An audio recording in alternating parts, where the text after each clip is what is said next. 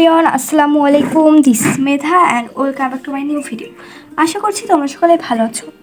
আজ আমি সপ্তম শ্রেণীর বিজ্ঞান বইয়ের 81 থেকে 84 পৃষ্ঠা পর্যন্ত বিস্তারিত এই ভিডিওতে আলোচনা করব। তো চলো ভিডিওটি শুরু করি। চতুর্থ ও পঞ্চম সেশন, ভূমিকম্প সংঘটিত হওয়ার কারণ সম্পর্কে জেনেছ। এবার ভাবো ভূমিকম্প হওয়ার পূর্বাভাস আমরা পাই না কেন। দলগত আলোচনা করে সিদ্ধান্ত গ্রহণ করো।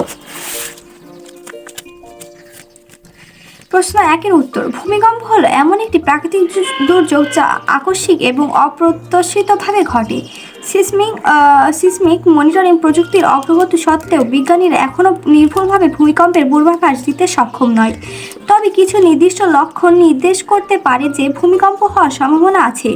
তবে এসব পূর্বাভাস ভূমিকম্প হবে কিনা তা নির্ধারণের ক্ষেত্রে মোটেও যথেষ্ট নয়। এসব কারণে আমরা ভূমিকম্পের পূর্বাভাস পাই না।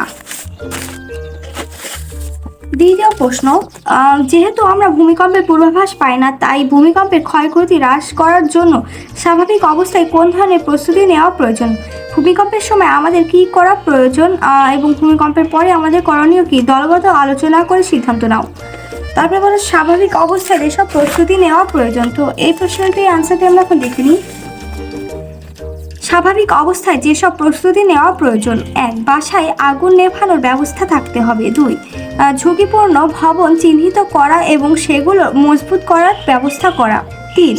প্রাথমিক চিকিৎসার বাক্স, শুকনো খাবার ও পানির ব্যবস্থা সবসময় নিশ্চিত রাখা। 4. বাড়িঘর নির্মাণের সময় বিল্ডিং কোড মেনে চলা। তারপর বলা হয়েছে ভূমিকম্পের সময় আমাদের কি করা প্রয়োজন। ভূমিকম্পের সময় আমাদের কি করা প্রয়োজন? 1. ঘরের কলাম ও পিলার ঘেঁষে আশ্রয় নিতে হবে। 2. ভাঙা দেওয়ালের নিচে চাপা পড়লে নড়াচড়া কম করতে হবে ও কাপড় দিয়ে মুখ ঢেকে রাখতে হবে। 3. ভূমিকম্পের সময় ঘরের ভেতরে বালিশ থাকলে মাথা ঢেকে টেবিল বা শক্ত কোনো আসবাবপত্রের নিচে আশ্রয় নিতে হবে। 4. বাইরে থাকলে গাছ, উঁচু বাড়ি, বৈদ্যুতিক খুঁটি ইত্যাদি থেকে দূরে থাকতে হবে। পরের প্রশ্নে ভূমিকম্পের পরে আমাদের করণীয়। ভূমিকম্পের পরে আমাদের করণীয়: 1. ধুলাবালির মধ্যে পড়লে হাত বা রুমাল দিয়ে মুখ ঢেকে নিতে হবে। 2. নিজে আহত কিনা তা পরীক্ষা করতে হবে। 3. ধ্বংসপ্রাপ্ত বিল্ডিংয়ের নিচে আটকা পড়লে উদ্ধারকারী দল এলে বারবার কোনোভাবে শব্দ করে সংকেত দিতে হবে। ভূমিকম্প থেমে গেলেও অপেক্ষা করে বের হতে হবে। উপর থেকে ঝুলন্ত জিনিসপত্র কিছুক্ষণ পরেও পড়তে পারে।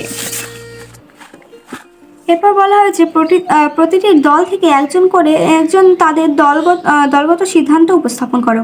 পোস্টার পেপারে লেখার মাধ্যমে বা চিত্রের মাধ্যমে বা অন্য কোনো উপায়ে উপস্থাপন করো। এক দলের উপস্থাপন শেষে অন্যান্য দলের মতামত গ্রহণ করো। অনুসন্ধানী পাঠ থেকে ভূমিকম্প ও বাংলাদেশ অধ্যায়টি পড়ে নাও। ভূমিকম্পের বিভিন্ন পর্যায়ে করণীয় অংশ পড়ে তোমাদের দলগত ধারণার সাথে তুলনা করো।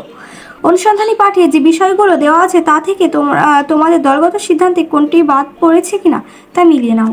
প্রয়োজনে নিজেদের করণীয় তালিকাটি পরিমার্জন করে নাও। ষষ্ঠ সেশন, ভূমিকম্পের বিভিন্ন পর্যায়ে, ভূমিকম্পের আগে, ভূমিকম্পের সময় ও ভূমিকম্পের পরে আমাদের করণীয় কি তা তো শিখলে। এবার শ্রেণীকক্ষে একটি কৃত্রিম ভূমিকম্পের পরিবেশ তৈরি করে এই করণীয় বিষয়গুলো অনুশীলন করবে। এছাড়া প্রতিষ্ঠান প্রধানের নিকট থেকে অনুমতি নিয়ে নিতে হবে নিশ্চয়ই। শিক্ষকের পরামর্শ নিয়ে দেখো। ভূমিকম্পের আগাম প্রস্তুতি হিসেবে একটি ভূমিকম্পের ড্রিল সম্পন্ন করলে কেমন হয়? ভূমিকম্পের পরিবেশ তৈরি করার জন্য শ্রেণীকক্ষে চেয়ার, টেবিল, বেঞ্চ ইত্যাদি নড়াচড়া করতে পারো। আর ভূমিকম্পের বিভিন্ন পর্যায়ে করণীয় বিষয়গুলো অনুশীলন করার সময় চাইলে আগের সেশনের তালিকাটি ব্যবহার করতে পারো। ভূমিকম্পের ড্রিল করতে কেমন লাগলো? ক্লাসের বাকিদের সাথে নিজের অভিজ্ঞতা বিনিময় করো। ড্রিল কার্যক্রম কিছু বাদ পড়লো কি?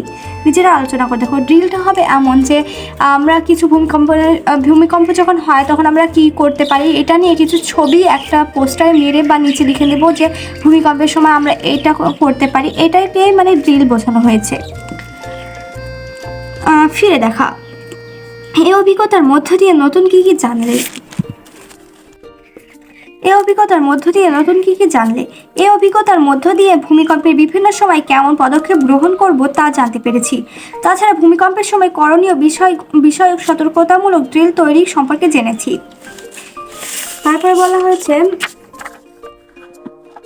এই ড্রিল থেকে যা শিখলে তা ব্যবহার করে কি নিজের বাড়িতে অন্যদের সাহায্য করতে পারবে?